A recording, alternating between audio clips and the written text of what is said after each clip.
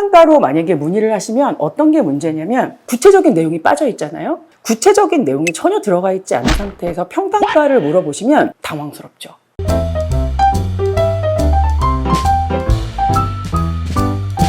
안녕하세요. 인테리노 노승현입니다. 사실 저는 스튜디오 짓다라는 업체를 운영 중이고요. 업체를 운영하다가 보니까 고객님들이 막연하게 고민하시는 것들이 많아서 다양한 정보를 공유하고자 유튜브를 시작했어요. 지금부터 여러분들에게 정말 궁금하거나 여러 가지 의문사항들에 대해서 하나하나 정리해서 유튜브를 통해서 여러분들에게 메시지를 전달해 드리겠습니다. 인테리어 문의하실 때 어떤 질문을 가장 많이 받냐면요. 저희 집 32평 어느 지역의 어느 아파트인데 평당 얼마 정도의 인테리어를 할 수 있나요? 이렇게 문의를 하시거든요. 사실 인테리어를 하실 때 평당이라는 의미는 전혀 정말 의미가 없는 의미예요. 평당가로 만약에 문의를 하시면 어떤 게 문제냐면 구체적인 내용이 빠져 있잖아요. 예를 들면 나는 어떤 단열 성능이 굉장히 있는 창호를 바꿀 것이다 라던가, 나는 안방벽을 허물어서 확장 공사를 할 것이라던가, 확장 공사를 할 때 나는 밑에 배관을 난방 배관을 설치할 것이다 아니다 라던가, 구체적인 내용이 전혀 들어가 있지 않은 상태에서 평당가를 물어보시면 인테리어 업체의 입장에서는 당황스럽죠. 그럼에도 불구하고 그 평당가를 안내하시는 분들이 계세요. 근데 그 단가를 본인들도 확답하실 수는 없는 거거든요. 그래서 정확하게 물어보시려면 이렇게 물어보셔야 돼요.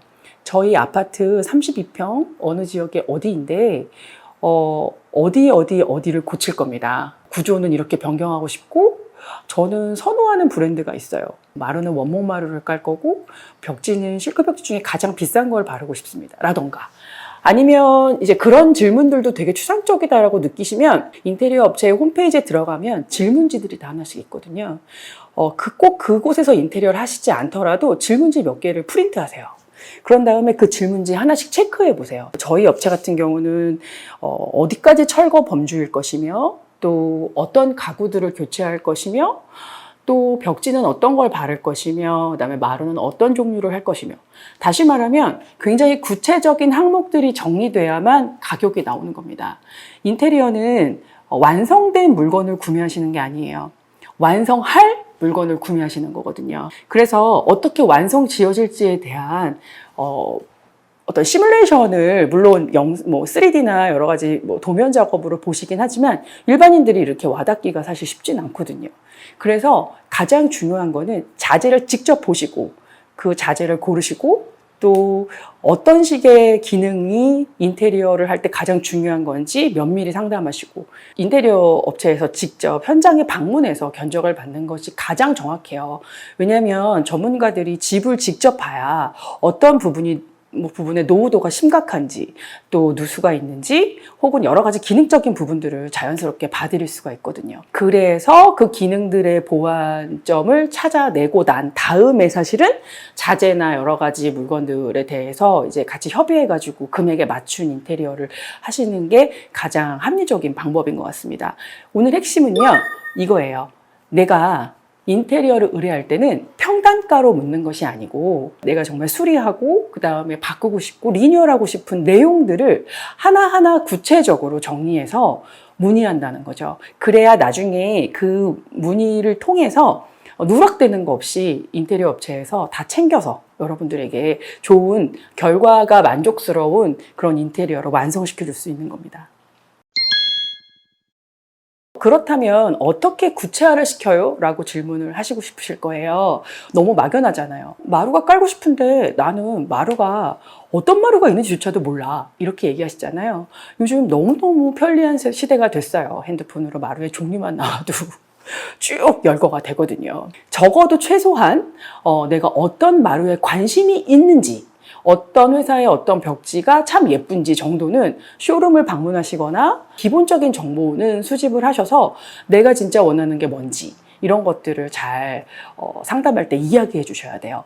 금액만 설정해 놓은 상태에서 본인이 진짜 원하는 게 뭔지를 얘기하지 않으실 때 가장 힘들어요. 그래서 저는 분명히 나의 라이프 스타일도 정리해서 디자이너에게 얘기해 주실 필요가 분명히 있는 것 같습니다. 어떤 분들은 정말 아침에 나갔다가 밤늦게야 들어오는 그런 라이프 스타일을 갖고 계시는 분들도 계시지만, 어떤 분들은 재택근무를 하시면서 집에 웬종일 오피스로 이용하시면서 또 주거도 같이 병행하시는 분들도 계시거든요. 그리고 가족 구성원에 대한 이야기도 굉장히 중요해요.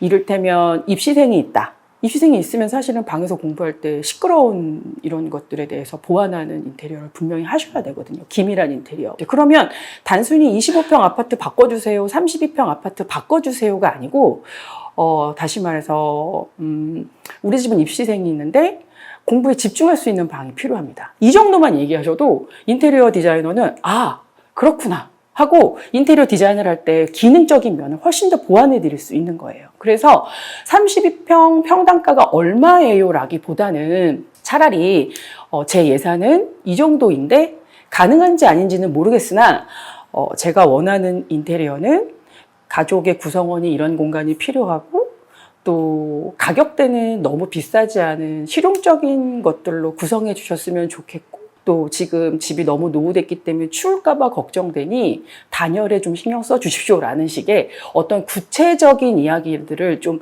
해주시면 아마 인테리어 업체에서 그런 부분들을 더 면밀하게 메모해서 신경 써 주실 거거든요. 소비자분께서 정확하게 내가 원하는 게 뭔지, 나는 어떤 공간을 만들고 싶은지, 이런 것들 초안을 작성해서 주셔야 돼요.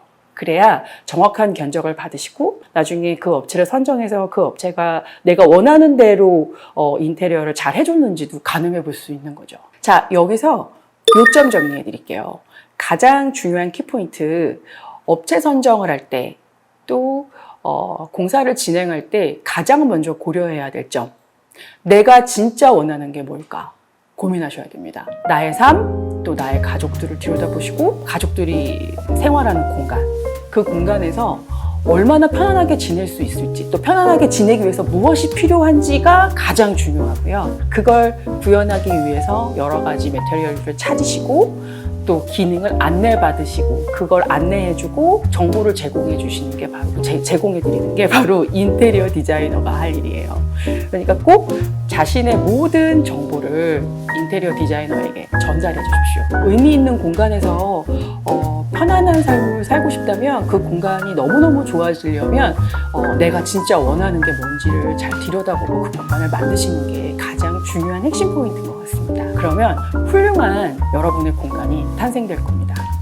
오늘은 인테리어 업체 방문 전에 어떤 것들을 준비하고 어떤 정보를 가지고 방문해서 상담을 받아야 되는지에 대해서 간략하게 말씀드려봤고요. 다음 편에서도 여러분들께 꿀같은 정보들을 가지고 찾아뵙겠습니다. 끝까지 영상 지켜봐 주셔서 감사하고요.